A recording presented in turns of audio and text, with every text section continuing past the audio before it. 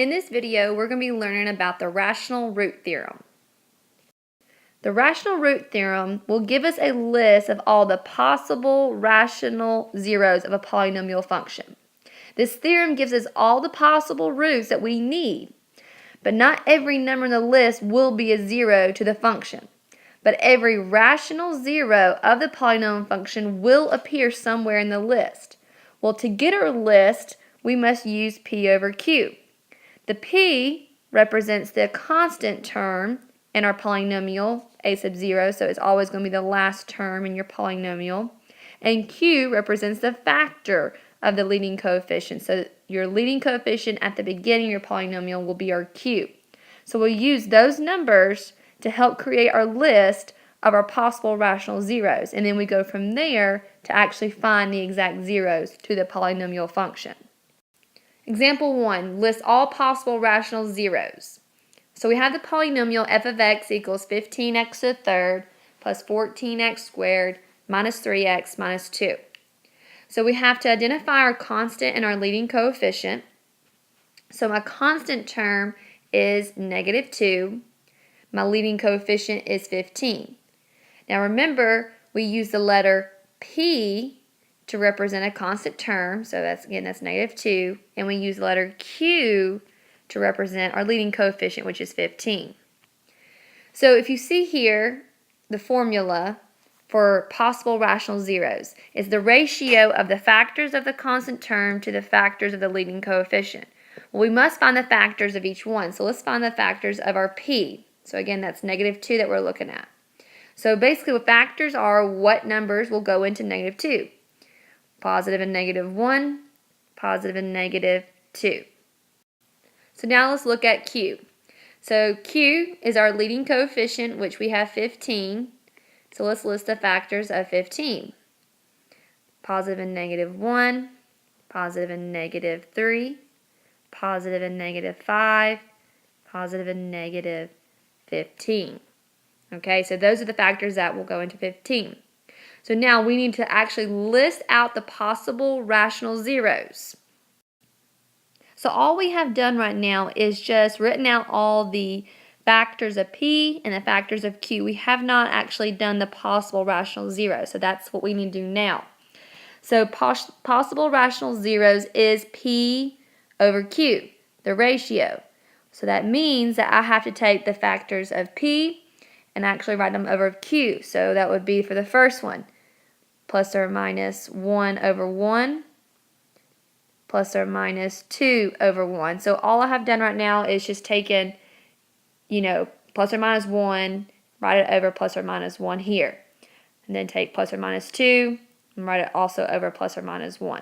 So that takes care of just doing it all over 1. Now let's look at the next one. Okay, so that would be taking plus or minus 1 and writing it over plus or minus 3. Okay, then do it again. But we're going to do it, it's going to be plus or minus 1 over 5. Then it's going to be plus or minus 1 over 15. Alright, so that again, that took care of doing 1 over 3, 5, and 15. But now I need to also go back through and do it for 2. So we already did 2 over 1, so now we need to do 2 over 3, plus or minus 2 over 3, then plus or minus 2 over 5, and then lastly 2 over 15, plus or minus 2 over 15. Okay, so right now we have a total of 16 possible rational roots. Okay, so that includes 1, 2, 1/3, 1/5, 1/15, 2/3, 2/5, and 2/15, both positive and negative. But if you think back, what we've been talking about so far is 3.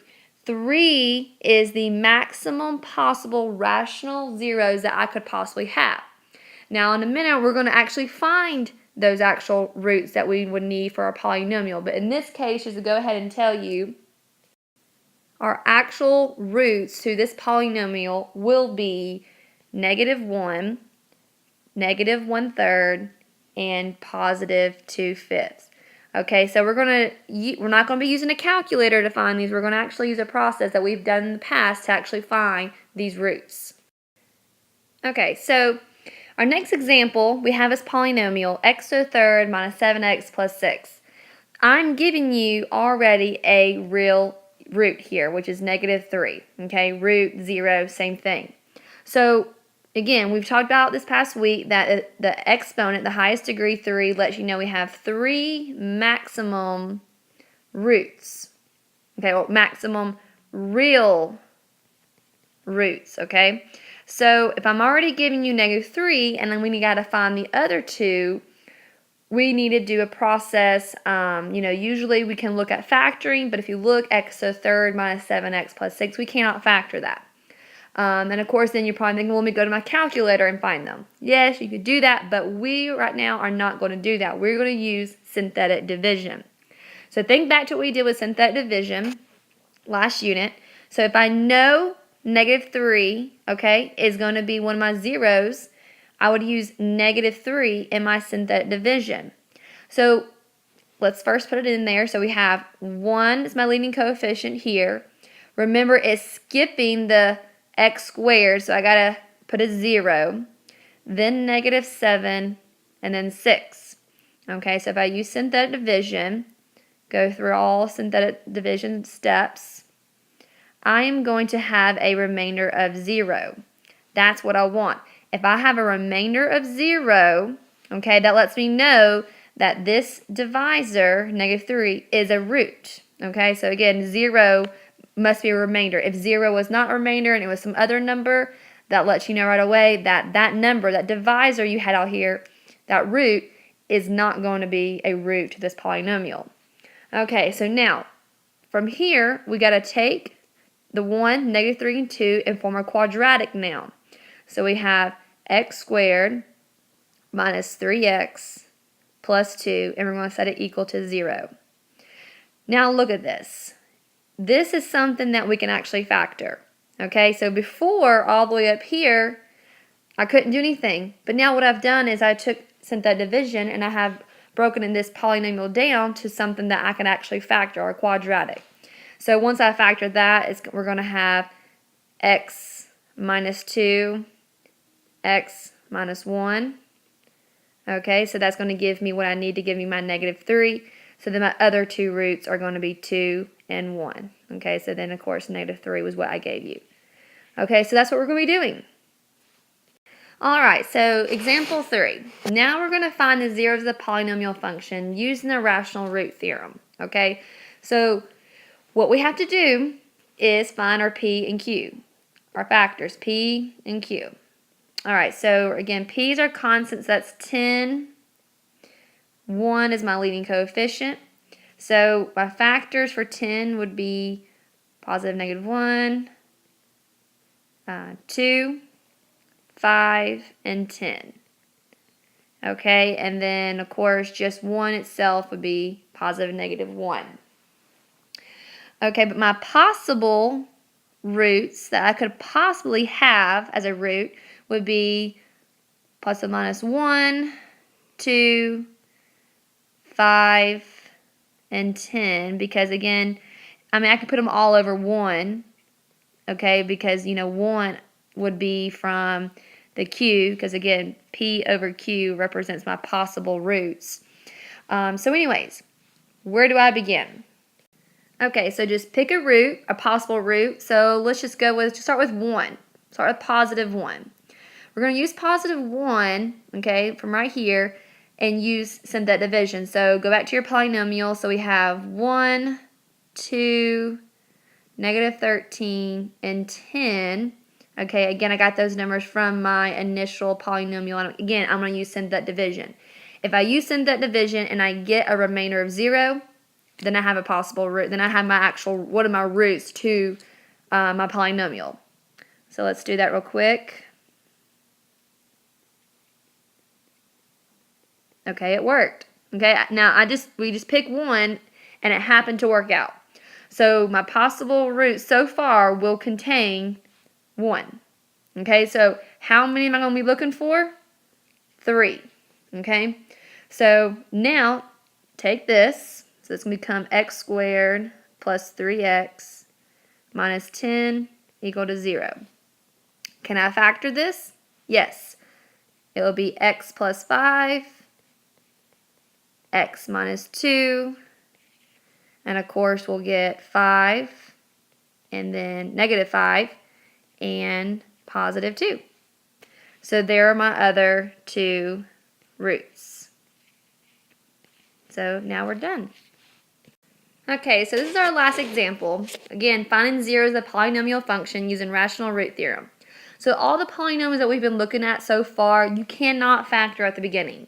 So initially, before this, you would have used your graphing calculator to identify the roots. But again, right now, we're not going to be using our graphing calculator to find our roots. We need to do it using the rational root theorem. Okay, so the first step we're going to do is find our p's and q's. So p is going to be 4, that's my p, and then against 3 is my q. Okay, so I'm going to write out my possible factors for 4 and 3. So p, we have plus or minus 1, 2, and 4. Q, we're going to have just plus or minus 1 and 3. All right, but we need to now find our actual possible roots that we need to test for rational root theorem to see which roots are actually going to be part of the polynomial. So p over q would be plus or minus 1, plus or minus 1/3, plus or minus 2, plus or minus 2/3, and then plus or minus 4, plus or minus 4/3. You can write them in any particular order. There's no set way of doing that. All right, so again, start somewhere, pick a number. Okay, like the last one I started with 1. Let's try 1 this time to see what we get. So we'll use 1 to test it, just positive 1 from this possible root.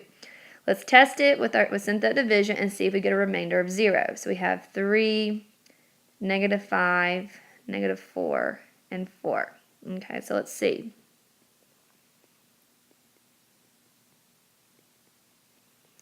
Nope, we are not going to get a remainder of 0, so that means that 1 is not going to be a root. Let's try negative 1. Okay, so we'll try negative 1.